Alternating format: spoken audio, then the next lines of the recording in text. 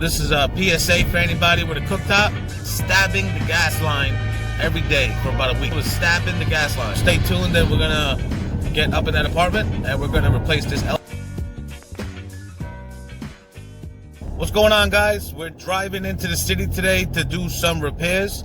I'm gonna see if I could bring you guys along, show you what an easy day looks like. Today's gonna be an easy day, and whenever it starts off as an easy day, that means it's gonna get difficult, annoying, and we're gonna have problems, and then it's gonna turn into a hard day, and then my knees are gonna hurt, and I'm gonna be thinking about a new career. But let's start with, right now I'm in traffic for about 45 minutes, and we're headed to the city for a pretty cheap, and by cheap I mean $375 stove repair for a maybe $35 part. Now that sounds like expensive for my viewers in Nebraska and the Philippines, but here in New York City, the tunnel I'm in just cost me about 10 bucks, and this 45 minutes of traffic is probably 2 gallons, so that's another 6 bucks, and then the parking is going to be about $12. So I put it at guys, I'm interrupting this rant to bring you our sponsor, Fix It Felix Appliance Repair. If you're in New York and you need help with your appliances, or you're looking for a job, or you're looking for something to do, and you want to learn, or you want to film me do my repairs, reach out to me. If you're able to find me, it shouldn't be that hard. You got the job, most likely. We'll talk about it. The other sponsor for today is Work For Yourself. If you're scared about doing it, I went out there with negative money. I quit my job. I lost everything. I had nothing to lose. So I just went out there and just figured it out. Did you hear about the parking lot collapse in New York? So that garage, I used to park in front. They would let me block some of the exit, and they would watch my car from the outside for 20 bucks. And that obviously was off the books for them. And I guess they would pocket the 20 bucks, or they were trying to keep me safe from the building collapsing on my car. So they were like looking out for me. I'm not sure which one it was. And the day that it happened, I was driving by and I heard like this like weird noise outside. And in New York City, weird noises are like homeless people eating pizza, just who knows what's going on.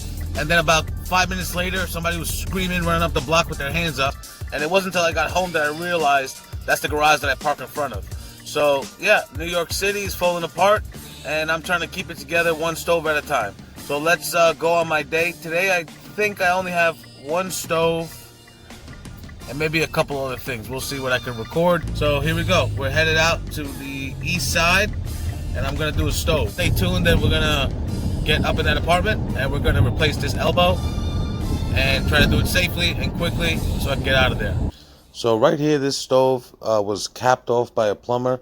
In New York City, we're not allowed to really touch gas anymore. Some of the supers and the customers are pressuring us to do it, and I just say no now because the plumber's supposed to do it. So I hate to complicate things, but in this case, in this building, at this point, the gas was leaking and stuff, so I figured it's safer if they just get a plumber to cap it off.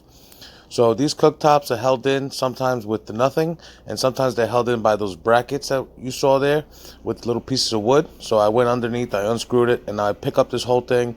Doesn't weigh too much. It doesn't look expensive, but this is a gagganau. At the time of purchase, it was about 1,200 bucks back in like 1993. So you could imagine what that translates into today. And what happened is, this is a cooktop, and the cooktop has 2 drawers under it, and as he shut the drawers, it broke the elbow that connects that gas line and the regulator to the stove. So in a couple minutes I'm going to pull off the elbow and I'll show it to you, placed when it was cracked. So to do this right, you have to hold it with one channel lock and pop the nut loose. That's the nut, and then you hold the other elbow. There's a washer there, and probably would have had a gas leak. You want to clean up everything and take that washer off of the elbow. So right in the middle, it's hard to see, but there's a little hairline crack right in the middle of the elbow. So I had to go ahead and replace it with a new elbow, and the new ones are made out of brass. This one is made out of like aluminum. So on these elbows, you have one side is compression fitting with this little washer, and the other side goes to the regulator, and you have to put some pipe dope or Teflon or both. So thanks to YouTube Shorts, I've seen some plumbers say to use both, so I wanted to try it out in this application. Now at first I put the stuff on the wrong side and I realized it wasn't fitting, and that washer should be good enough to seal it up. So I just left one turn of Teflon and a little bit of that pipe dope in order to just make sure that it wasn't going to leak, because since the plumber shut the gas off, he's going to have to turn it on and check for leaks. So I was not looking forward to having to come back if this part was leaking and go through all this again. So I just wanted to secure it nice and tight and make sure that the threads were locked up. All in all, it took about 40 minutes to do the job. It was about $375. I broke it down earlier to I'm making about $100 and something off of this. It took 2 trips, so if you divide that further, it's like $50 a trip. And the reason was I did him kind of a courtesy, because this stove, he's going to replace it like in 4 months for an electric stove, and he's remodeling his kitchen. So I didn't want to give him, I sometimes I extend courtesy, and if it's like a temporary fix to stop the leak and he can make his coffee in the morning, I figured I'd help him out. So I didn't go with the full price, which would scare some people. The part's only $35 my cost, but it took us about 3 days to find this part, because they've changed the part number since '93 and we had to match it up. So a lot goes into repairing something. It's not just, hey, the part's $30. Why is it so expensive? Also, it's $30 my cost. Then you have shipping, and then of course we got to make money on parts and repairs. So we're gonna mark it up.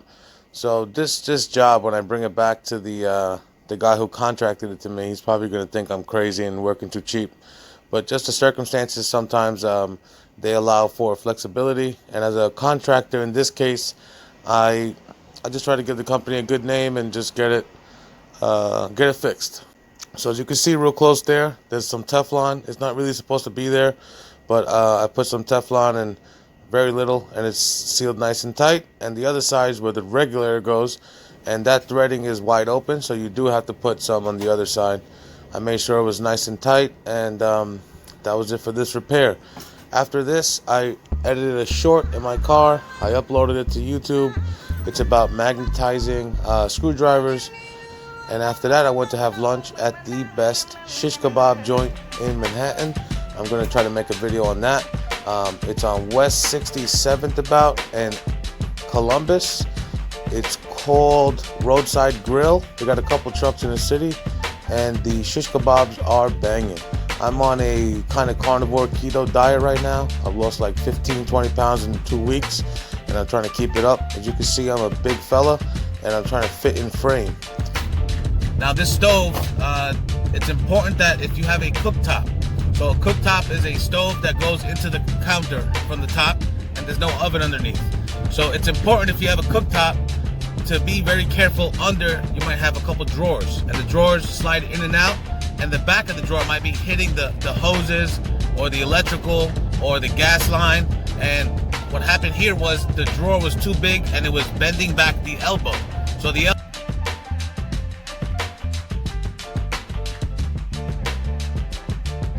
this one was made out of Chinesium, aluminum looking material. The new one is a nice solid brass. So this solid brass piece probably, instead of breaking at the elbow, would break the stove or something else. So, at the end of the day, you got to be careful with the drawers underneath. Quick story, my mother has a cooktop, and we were smelling gas for like a week or so. We couldn't figure it out. So my dad goes and he pulls everything out. We get under it, and he thinks the leak is coming from under the stove. So we spray it up with bubbles, and when I pull the hose forward, these humongous bubbles started springing up from all over the tube. And what happened was there was a knife in the drawer stabbing the gas line every day for about a week. Every time they closed the drawer, it was stabbing the gas line. It kind of held together, but once we started moving it around, it just opened up, and there was like bubbles like this big just coming out. And we had to change that line. We shortened the drawers, and we make sure now that it's nice and safe. So this is a PSA for anybody with a cooktop. Be very careful and make sure that those drawers are not hitting the stove. Make sure you don't have knives sticking out, and try to keep that area tidy. So just keep an eye on that. If you have a cooktop, underneath you may have a drawer that's stabbing the line or a knife sticking out. So you want to make sure that's installed properly. So this is a PSA for anybody with a cooktop. Be very careful and make sure that those drawers are not hitting the stove. Make sure you don't have knives sticking out, and try to keep that area tidy.